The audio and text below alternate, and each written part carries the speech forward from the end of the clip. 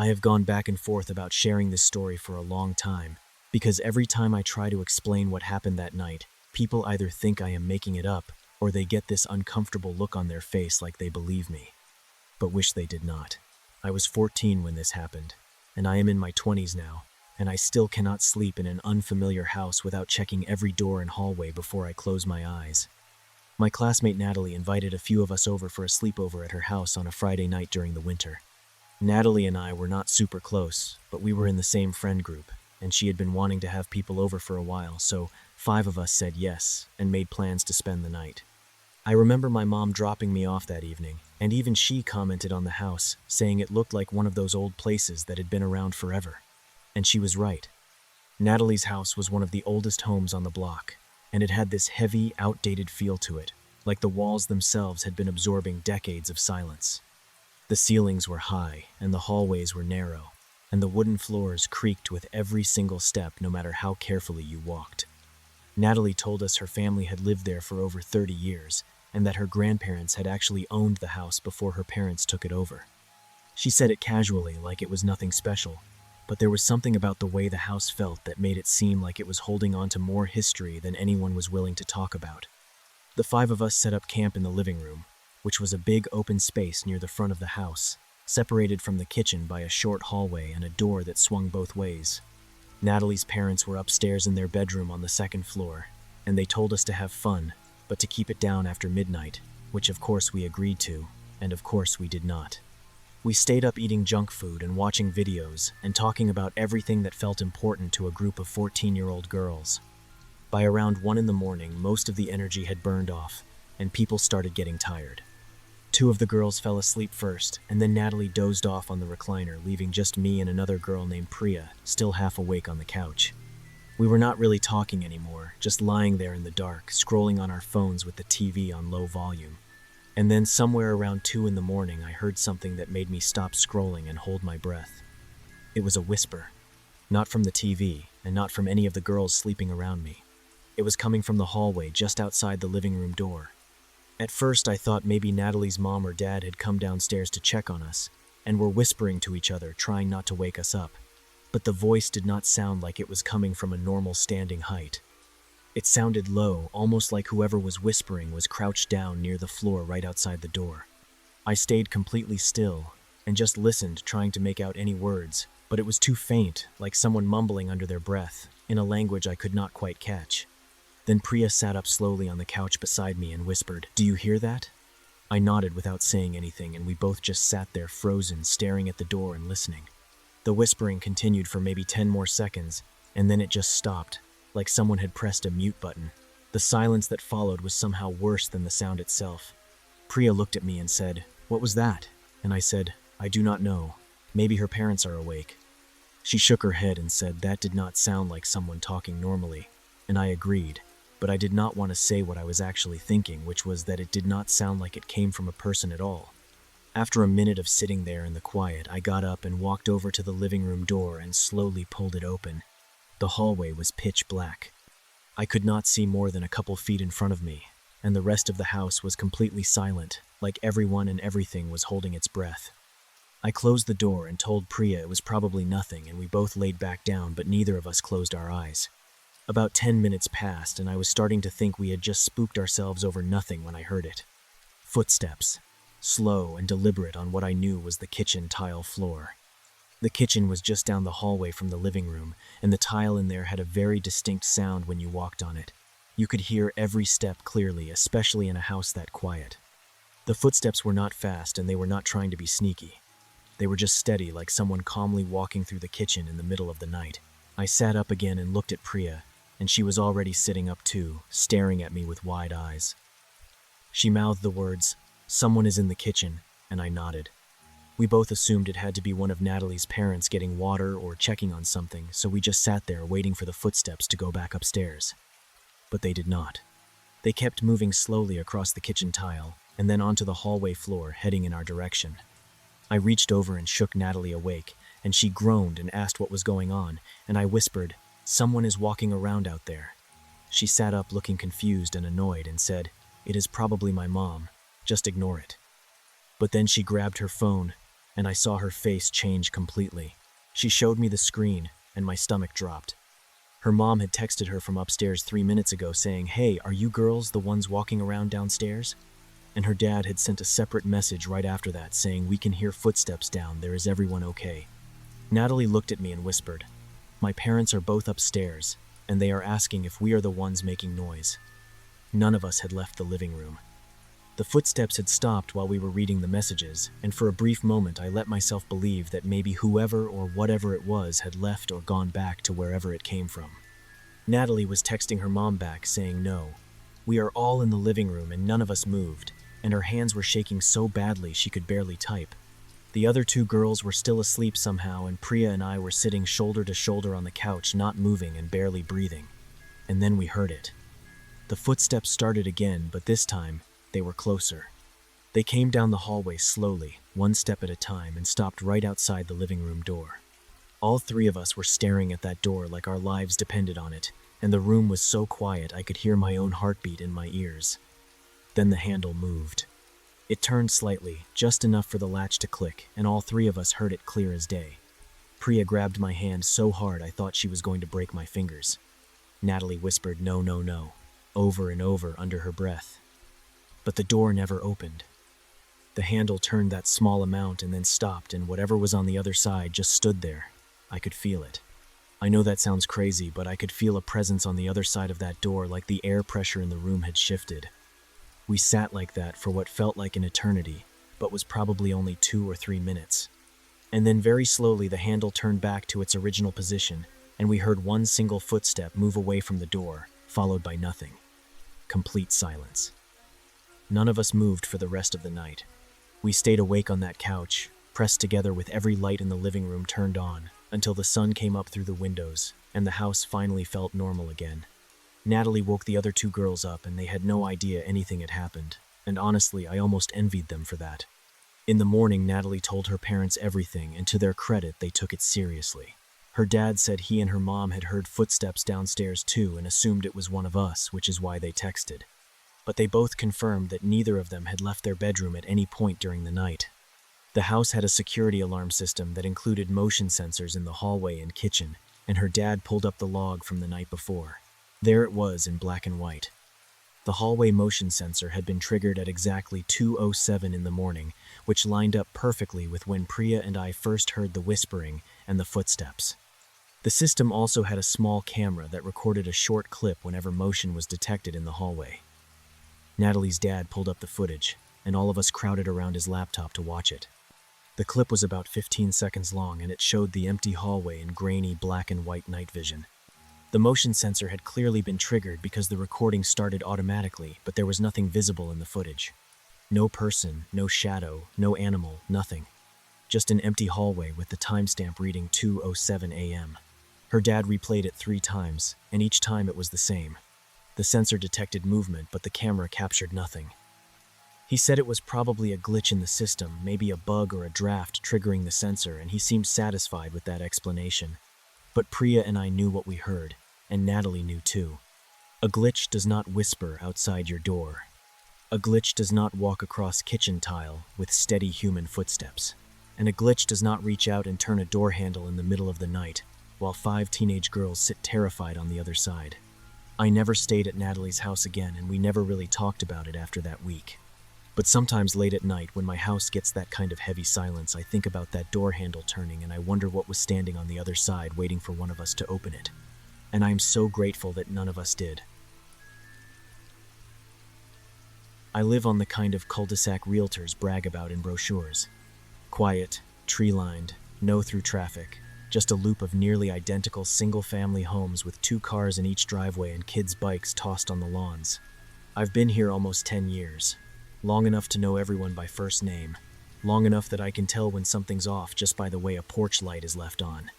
It's not a bad place to get stuck in a routine, and that's exactly what I had: a steady job, a small mortgage, and the kind of boring weeknights where the loudest sound is a distant TV through someone's open window. Directly across from me lives the Harris family. Mark and Denise are around my age, mid-40s, both teachers, the kind of people who wave from the mailbox and lend you sugar without making it weird. Their daughter, Emily, is 15 now, all oversized hoodies and chipped black nail polish.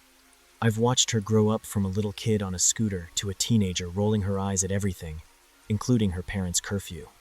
Living across the road, you end up with a front row seat to someone else's family life, whether you want it or not. Over the years, you get used to what's normal.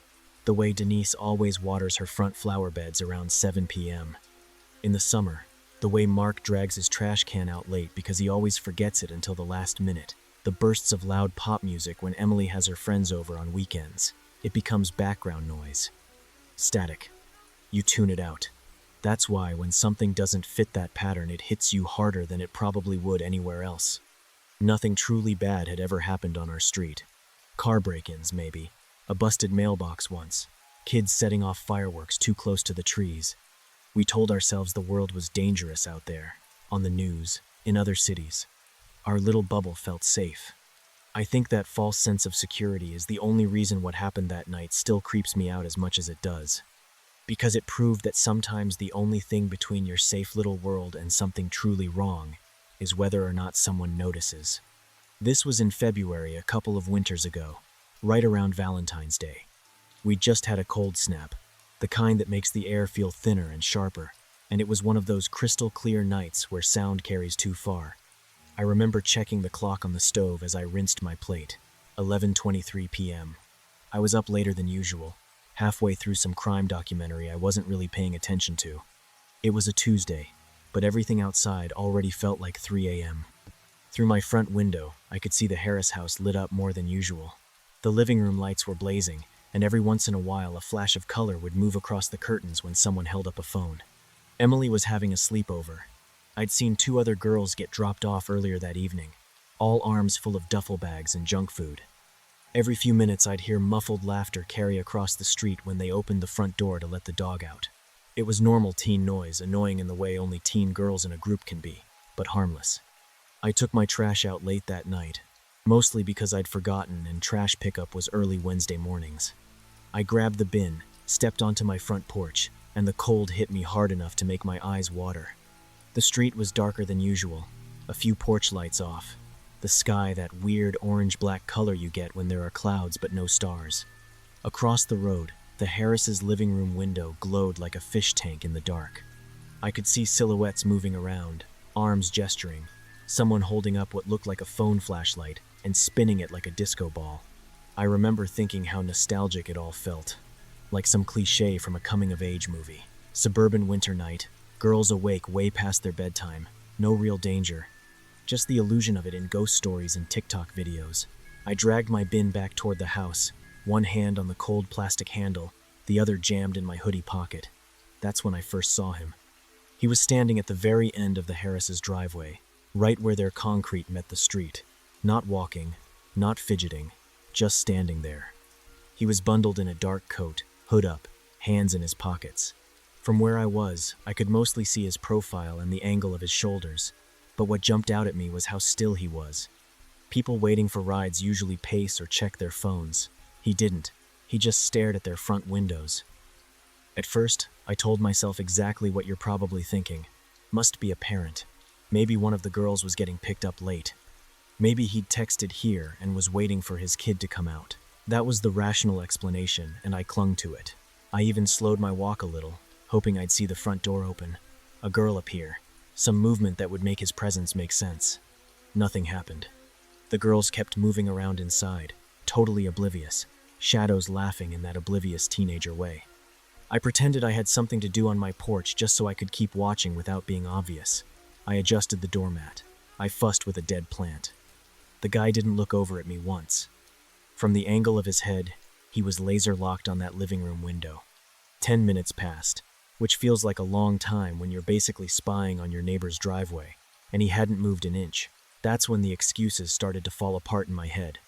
No one waits that long without at least checking their phone, especially in that cold. The longer I watched, the more wrong it felt. There was no car idling nearby, no interior light on, no evidence of anyone else coming or going. The Harris's driveway was empty except for him. The girls inside didn't have any of the nervous body language you'd expect if they were waiting to be picked up. They were just being loud, unaware. I suddenly became hyper-aware of how easy it would be, if you really wanted to just walk up to someone's house on a street like ours and stare into their life without anyone stopping you. I went back inside, but I couldn't shake the feeling. I turned off my TV so I could hear better and sat in the dark, watching from my front window with just the streetlight glare reflecting back at me. From there, I had a cleaner angle. The guy had shifted now, just a few slow steps, not toward the front door, but toward the side of the house where the backyard gate was. There was nothing casual about it. He wasn't lost. He wasn't knocking. He was probing the edges. My heart started doing that fast, stupid thudding thing, and I pulled my phone out before I'd fully decided what I was going to do. I actually argued with myself in my own head. Maybe you're overreacting. Maybe he's family. Maybe Mark asked a neighbor to check on the girls. But that picture of him standing in the cold, unmoving, staring at the window for almost 15 minutes wouldn't let me off the hook. I dialed non-emergency at first, then hung up and hit 911 instead. I figured if I was wrong, I'd apologize later. While the dispatcher answered and started asking questions, address, description, what I was seeing, I watched him reach the side yard. The Harris's backyard gate is one of those wooden ones that always swells in the winter. It sticks, and you really have to yank it to open it. He just stood there beside it, half in shadow, half in the streetlight spill. He's not knocking, I told the dispatcher.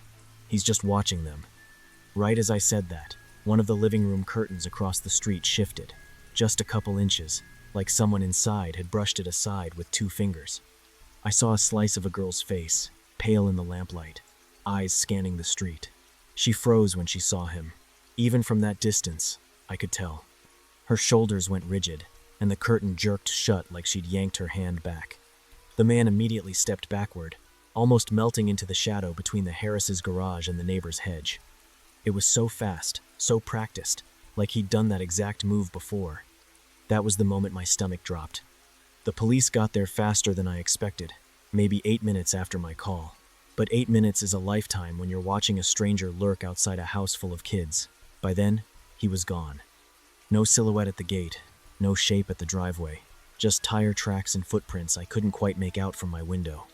The first cruiser rolled up with no lights, just eased to a stop in front of my house. An officer knocked on my door while his partner crossed the street toward the Harris place. I stepped outside to meet him, heart still hammering in that delayed, drained way it does after an adrenaline dump. "You're the caller?" he asked. I nodded and pointed across the street, giving him the same description I'd given the dispatcher. Height, coat, the way he'd been standing there, the slow walk toward the side yard, how he slipped into the dark when the curtain moved. The officer listened, jotting things down, but I could see that tiny skeptical flicker in his eyes, the one that says they're wondering if you just spooked yourself watching too much TV. Across the street, the other officer had knocked on the Harris's door. Denise opened it in sweatpants and a messy bun, confusion written all over her face. I watched her expression shift as the officer explained why they were there. She kept glancing over his shoulder into the dark, like she expected to see the guy appear. After a minute, Emily came into view behind her, wrapped in a blanket, her cheeks blotchy like she'd been crying. Even from my porch, I could read the guilt and fear in her body language. She knew she'd seen something she wasn't supposed to. Later, after the officers had checked around the property and circled the block with their spotlight, one of them came back to me. "We didn't find anyone," he said, which I already knew. Probably just someone cutting through. I wanted to argue, to say normal people don't stand in the freezing dark for 15 minutes staring at a living room full of teenage girls, but the words stuck in my throat. Instead, I just said, "Okay," and watched them drive away. The Harris's porch light stayed on the entire night. Mine did too. And for weeks afterward, every time I took the trash out or saw someone walking past after dark, I caught myself studying their posture, their pace, wondering how many other people like that man had stood just outside the circle of our porch lights, waiting for a chance no one noticed.